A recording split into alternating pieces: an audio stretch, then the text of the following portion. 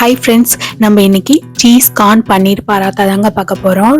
ஒரு lunch box recipe டக்குன்னு பண்ணிடலாம். டயட்டில் இருக்கவங்க கூட இதை ஃபாலோ பண்ணிக்கலாங்க. ரொம்ப ஈஸியாக இருக்கும், டக்குன்னு செஞ்சிடலாம். மறக்காமல் என் சேனலை சப்ஸ்கிரைப் பண்ணுங்கள், ஷேர் பண்ணுங்கள். என்னோட சேனலில் நல்ல நல்ல கண்டென்ட்டுக்கு கண்டிப்பாக பாருங்கள். மிக்ஸி ஜார் எடுத்துக்கோங்க.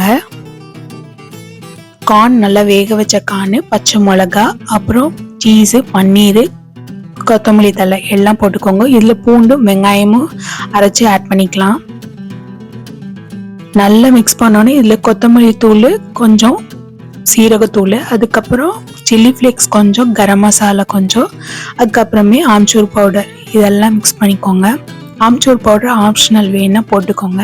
இப்போ நம்ம வழக்கம் போலவே கோதுமை மாவு பிசைஞ்சு இப்போ இது மாதிரி நல்லா வட்டமாக பண்ணிவிட்டு இதுக்குள்ளே அந்த ஸ்டஃபிங்கை வச்சுக்கலாங்க.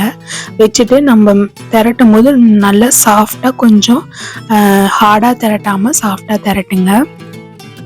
இப்போ ஒரு தோசைக்கல்ல இந்த பராத்தாவை போட்டுட்டு மேலே பட்டர் மட்டும் 2 பக்கமும் அப்ளை பண்ணுங்கள்.